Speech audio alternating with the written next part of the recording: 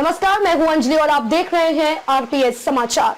तो चलिए शुरुआत करते हैं आज की बड़ी खबर से।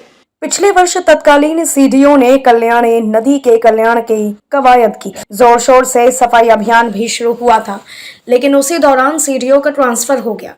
इससे अभियान ठप हो गया। इसके बाद अभियान शुरू नहीं हो सका। उनके जाने के बाद कल्याणी के कल्याण की उम्मीद भी धूमिल हो गई। हरदोई से निकलकर सिकंदरपुर सरोसी के ग्राम मरौंदा के निकट गंगा नदी में गिरने वाली अति प्राचीन कल्याणी नदी सफाई न होने के कारण धीरे धीरे अस्तित्व खोती जा रही है। करीब 30 वर्ष पहले यह नदी किसानों के लिए वरदान थी। नदी ही आसपास के खेतों की सिंचाई का मुख्य स्रोत थी। किसानों का कल्याण करने के कारण ही इसका नाम कल्याणी पड़ा था। पिछले साल मई में तत्कालीन सीडीओ ने कैच द रेन अभियान के तहत कल्याणी नदी की साफ सफाई की कवायद की थी।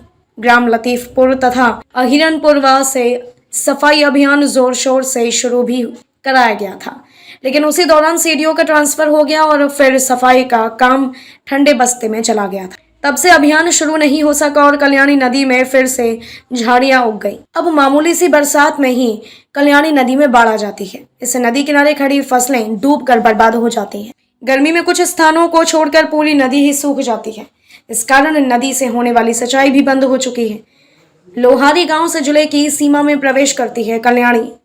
बांगरमऊ तहसील क्षेत्र में आने वाले ब्लॉक गंज मुरादाबाद क्षेत्र के ग्राम लोहारी में यह नदी जिले की सीमा में प्रवेश करती है। इसके बाद बांगरमऊ और फतेहपुर 84 ब्लॉकों के लतीफपुर, अहिरनपुरवा, कैथापुरवा, पंचोपुरवा, गोलुहापुर, नदीपुरवा, भिखारीपुर, कस्बा, दौलतपुर, गोरीमऊ, मथुरा नगरी, बबुरेहा, नेवादा, नगहरी व दशहरी आदि ग्रामों से गुजरती हुई सिकंदरपुर सरोसी के ग्राम मरौंदा के निकट गंगा नदी में विलीन हो जाती है। सीडीओ दिव्यांशु पटेल ने बताया कि समाचार पत्र के माध्यम से कल्याणी नदी की दुर्दशा की जानकारी हुई है और उन्होंने बताया कि वह जल्द ही मौके पर जाएंगे और नदी के जीर्णोद्धार कराने की संभावनाएं तलाशेंगे। इसके बाद कार्य योजना तय की जाएगी। संपादक रघुनाथ प्रसाद शास्त्री की रिपोर्ट। दोस्तों नमस्कार, मैं हूं आपके साथ रघुनाथ प्रसाद शास्त्री।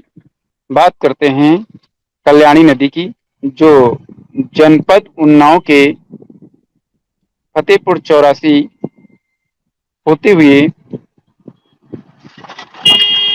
हरदोई जनपद के मुरादाबाद तक फैली है, जबकि इसका उद्गम हरदोई से ही हुआ है और कानपुर के बिठूर में ये गंगा नदी में समाहित हो गई है। इस नदी में कहीं भी बहाव नाम की कोई चीज बिल्कुल नजर नहीं आ रही है।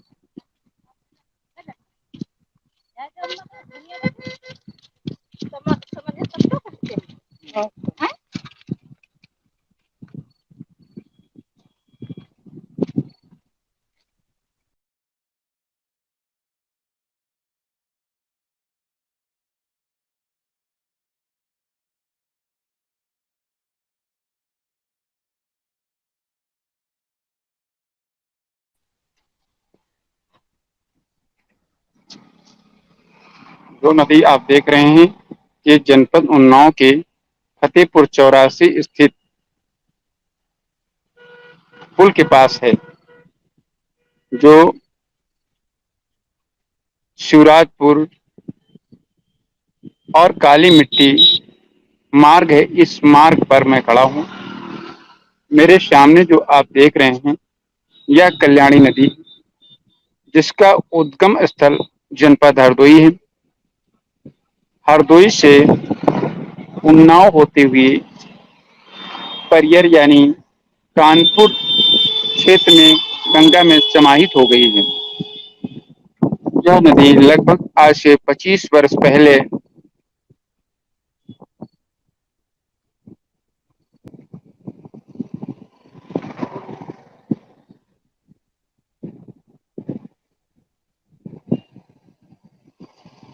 क्षेत्र के हजारों बीघे भूमि को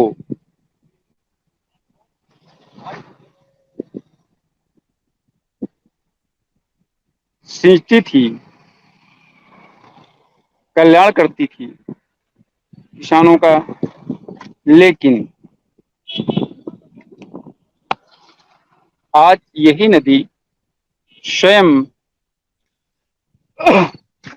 राम राम बूंद बूंद पानी को तरस रही है। आप देख सकते हैं नदी का बहाव बिल्कुल नजर नहीं आ रहा होगा।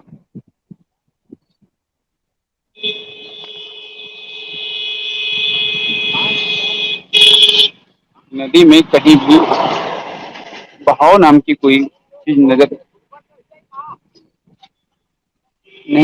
नजर आ रहा होगा। लोगों ने नदी में अपने खेत बना लिए हैं।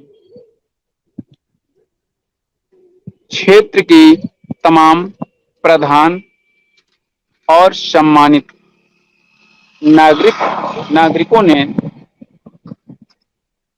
इस नदी का मुद्दा कई बार उठाया है, लेकिन अभी तक इस पर कुछ नहीं हो सका है। कई वर्षों से लगातार आरपीएस समाचार इस नदी को दिखाता चला रहा है, लेकिन अभी तक इस पर किसी तरह की कोई कार्रवाई नहीं हुई है। जबकि ऐसी जानकारी मिल रही है कि प्रधानमंत्री कार्यालय से सूचना जारी हो चुकी है। इस नदी को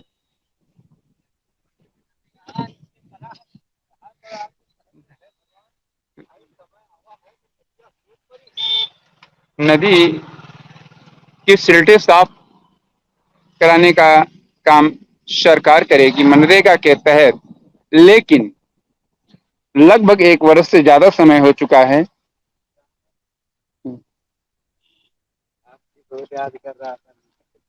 एक साल से ज्यादा समय हो चुका है, अभी सरकार के द्वारा किसी तरह का कोई कदम नहीं उठाया गया है।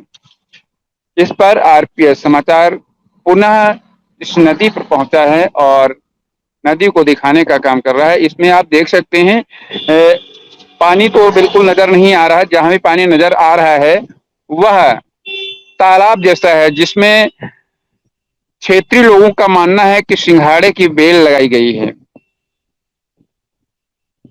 खेती का कार्य हो रहा है क्योंकि बहाव बिल्कुल नहीं है, जबकि बारिश का मौसम है। बारिश के मौसम में भी यदि बहाव नहीं होगा तो फिर आप समझ सकते हैं गर्मी के मौसम में जून और मई के महीने में किस तरह का माहौल रहता होगा। यहाँ पुल के नीचे जहां पर कभी भी पानी कम नहीं होता था, और इस समय तो यहाँ भयंकर बाढ़ जैसी स्थिति हुआ करती थी। आज यहाँ पर सिर्फ जलकुंभी नजर आ रही है। जलकुंभी के अलावा कुछ भी नजर नहीं आ रहा है। खबरों में अब तक लिए बस इतना ही। मिलते हैं फिर ऐसी ही बड़ी खबर के साथ। तब तक के लिए नमस्कार और देखते रहिए आरपीएस समाचार।